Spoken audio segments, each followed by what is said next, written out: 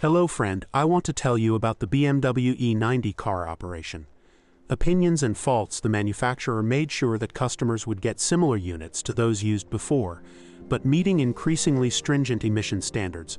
Most engines meet the Euro 5 standard and some even Euro 6.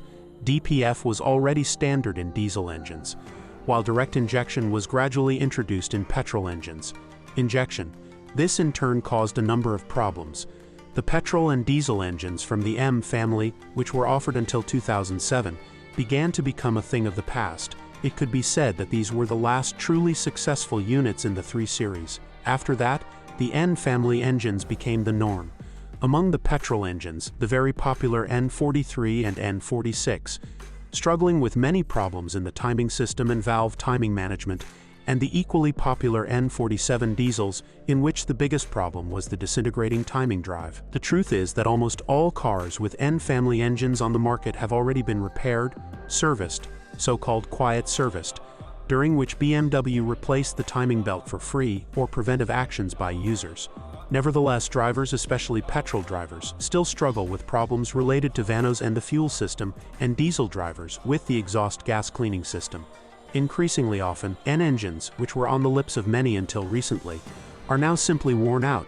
Not to make matters worse, owners of more expensive cars with 6-cylinder units do not have many problems, although the petrol N52 to 55s sometimes give a hard time. A big problem of facelifted cars in petrol versions is direct injection.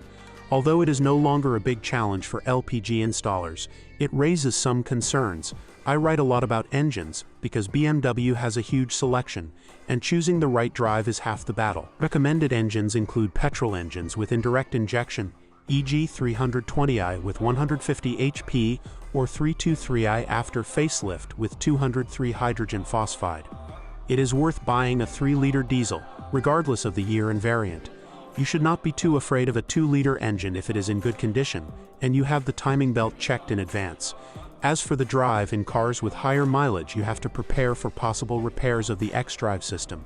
This is a 4-wheel drive transferred from the rear to the front axle by a multi-plate clutch, which does not withstand mileage above 300,000 kilometers. The rest of the car is subject to normal wear and tear, rarely breaks down, and shouldn't be a big deal. The suspension is durable but quite expensive to repair. The rack and pinion can be replaced in many cars. The strong point of this model is its corrosion protection. Unfortunately, the car has already aged and is slowly moving into the automotive slums, where no one cares about proper servicing.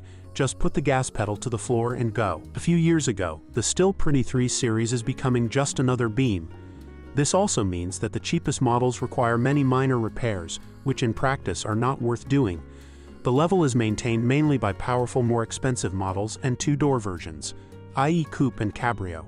Common faults in the BMW 3 Series E90: fuel and injection system failures in petrol engines, vanos and valvetronic system failures in petrol engines, high oil consumption in petrol engines, problems with the timing system in 2-liter diesel engines, problems with swirl flaps in diesel engines, failures of the exhaust gas cleaning system in diesel engines, ABS sensor failures, tire pressure sensor failures, what to look for, petrols with indirect injection and 3.0 diesels, what to avoid, the 316i version with a weak petrol engine, the 320c version, let's leave it to connoisseurs, and the powerful engine variants with X-drive. Thanks for listening to me.